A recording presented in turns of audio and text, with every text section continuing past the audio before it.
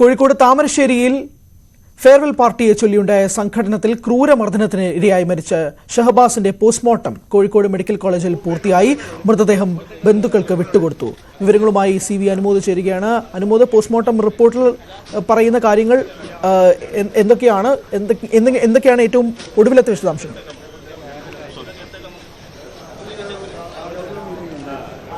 ഹരി, അല്പസമയം മുമ്പാണ് പോസ്റ്റ്മോർട്ടം നടപടികൾ പൂർത്തിയാക്കി മൃതദേഹം ബന്ധുക്കൾക്ക് വിട്ടുകൊടുത്തത്. 2 മണിക്കൂറോളം സമയം പോസ്റ്റ്മോർട്ടം നീണ്ടുനിന്നു. പോസ്റ്റ്മോർട്ടത്തിന്റെ വിശദാംശങ്ങൾ നമുക്ക് ലഭ്യമാകാൻ അല്പം കൂടി സമയമെടുക്കും. ഇൻക്വസ്റ്റിൽ പ്രധാനമായിട്ടും കണ്ടെത്തിയിരുന്നത് തലയ്ക്ക് ഉള്ളിൽ ഉണ്ടായ ഗുരുതരമായ പരിക്കാണ്.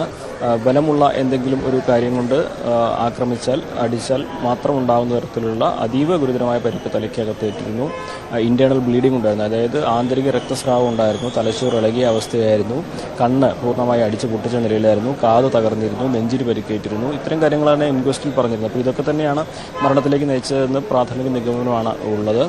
ഇന്നിപ്പോൾ പോസ്റ്റ്മോർട്ടത്തിന് ശേഷം മൃതദേഹം ഇവിടെയുള്ള SYSന്റെ സഹായം കേന്ദ്രത്തിലേക്കാണ് മയ്യത്ത് കുളിപ്പിക്കുന്നതിന് വേണ്ടി കൊണ്ടുപോയിട്ടുള്ളത്. അതിനുശേഷം താമരശ്ശേരിയിലെ വീട്ടിലേക്കും തുടർന്ന് 4 മണിയോടെ ഇയാളുടെ ഖബറടക്ക ചടങ്ങുകൾ പൂർത്തിയാക്കുമെന്നുമാണ് ബന്ധുക്കൾ അറിയിച്ചിട്ടുള്ളത്. CV അനുമോദാണ് വിശദാംശങ്ങൾ നൽകിയത്. ഷഹബാസിന് ഏറ്റ ക്രൂരമർദ്ദനം മലയാളികളൊട്ടാകെ തന്നെ, കേരളക്കരൊട്ടാകെ ഞെട്ടലോടെ കേട്ട ഒരു വാർത്തയും കൂടിയാണ്. അപ്പോൾ ആ പോസ്റ്റ്മോർട്ടം ഏകദേശം 2 മണിക്കൂറെടുത്താണ് പൂർത്തിയായത്. ഇപ്പോൾ ഷഹബാസിന്റെ മൃതദേഹം ബന്ധുക്കൾക്ക് വിട്ടുകൊടുത്തിരിക്കുകയാണ്. ഷഹബാസിനെ ആക്രമിച്ചവർ നേരത്തെയും വിദ്യാർത്ഥിയെ ക്രൂരമായി മർദ്ദിച്ചെന്ന നിർണായക വിവരം ന്യൂസ് 18 ലഭിച്ചിരിക്കുകയാണ്. താമരശ്ശേരി ഹയർ സെക്കൻഡറി സ്കൂളിലെ 9ാം ക്ലാസ് വിദ്യാർത്ഥിയാണ് മർദ്ദിച്ചത്. ഇതിന് സ്കൂളിൽ നിന്നും ഇവരെ താക്കീത് ചെയ്തിരുന്നു എന്നുള്ള വിവരവും കൂടി പുറത്തു വരുന്നുണ്ട്. MS അനീഷ് കുമാർ വിശദാംശങ്ങളുമായി ചേരുകയാണ്. അനീഷ്,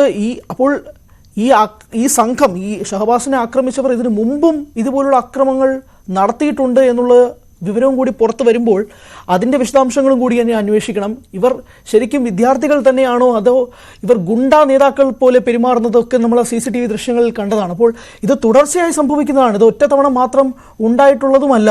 ഇതെങ്ങോട്ടേക്കാണ് കാര്യങ്ങൾ മാറുന്നതെന്നുള്ളൊരു വലിയ പ്രസക്തമായ ചോദ്യം കൂടിയില്ലേ?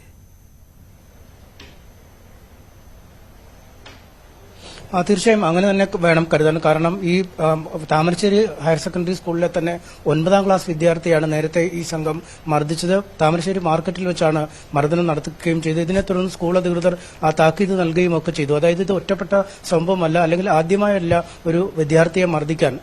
ഇപ്പോൾ തന്നെ പ്രതിപട്ടികയിലുള്ള വിദ്യാർത്ഥികളിൽ 3 പേർ ആ സംഘത്തിൽ ഉണ്ടായിരുന്നു എന്നാണ് മനസ്സിലാക്കാൻ കഴിയുന്നത്. ഇപ്പോഴെന്തായാലും നമ്മോടൊപ്പം MG സ്കൂളിലെ ഈ ഷഹബാസിന്റെ സ്കൂളിന്റെ ഹെഡ് മിസ്ട്രസ് നമ്മോടൊപ്പം തന്നെയുണ്ട്. മേഡം, വളരെ ദുഃഖകരമായ ഒരു സംഭവമാണ്. എന്തെങ്കിലും തരത്തിലുള്ള പ്രശ്നങ്ങൾ കുട്ടികൾ തമ്മിൽ ഉള്ളതായി നേരത്തെ ഇല്ല, ഒന്നും അങ്ങനെ ഇല്ല. ഞങ്ങൾ വളരെ സന്തോഷത്തോടു കൂടി യാത്ര അയച്ചു വിട്ടതാണ്. മോഡൽ എക്സാം കഴിഞ്ഞു, യാത്രയപ്പ് കൊടുത്തു, വീട്ടിലിരുന്ന് പഠിക്കണേനുള്ള അവസരങ്ങളിൽ പ്രത്യേകിച്ച് ആൺകുട്ടികളാണ് ഞങ്ങൾക്ക് പേടിയായിരുന്നു. വണ്ടി എടുത്ത് പോയി എന്തെങ്കിലും അപകടം പറ്റുകയുണ്ട്, അതിനൊക്കെ നിർദ്ദേശങ്ങൾ കൊടുത്തവരെ വിട്ടതാണ്. ഒന്നും അങ്ങനത്തെ ഒരു പ്രശ്നങ്ങളായിട്ടുള്ളതും ഞങ്ങൾ അറിവില്ല. ആഘോഷങ്ങളൊന്നും, അതിരുവിട്ട ആഘോഷങ്ങളൊന്നും ഉണ്ടായിട്ടില്ല.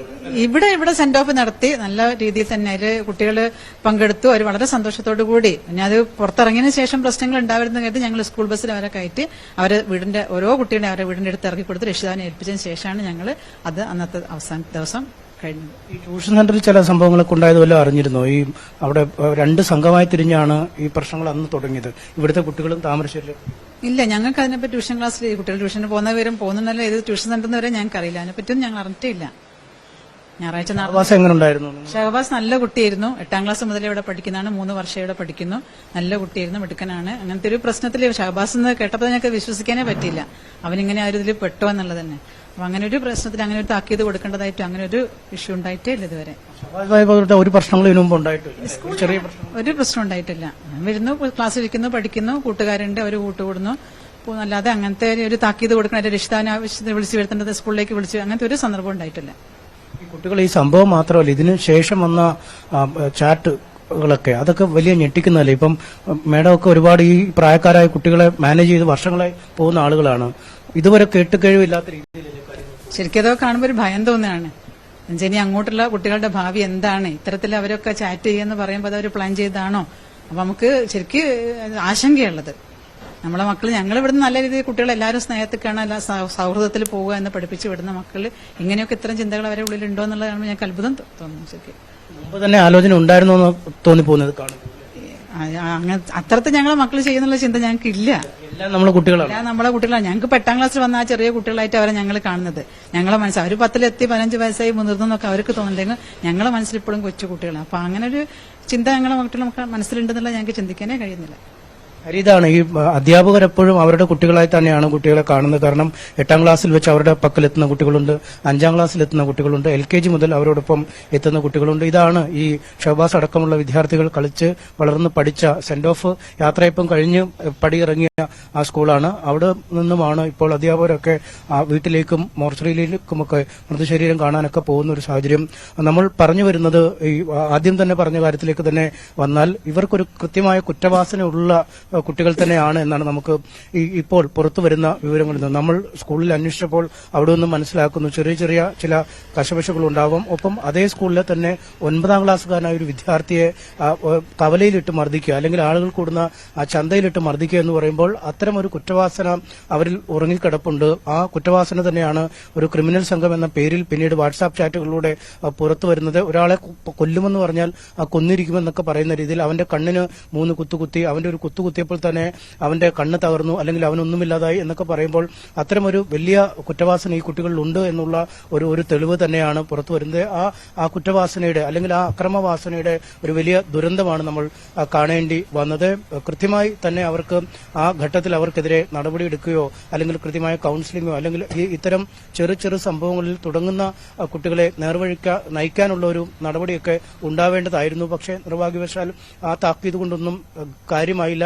മറ്റൊരാളുടെ ജീവൻ എടുക്കുന്ന തരത്തിലേക്ക് അവരുടെ കുറ്റവാസന മാറി എന്നതാണ് ഏറെ സങ്കടകരം.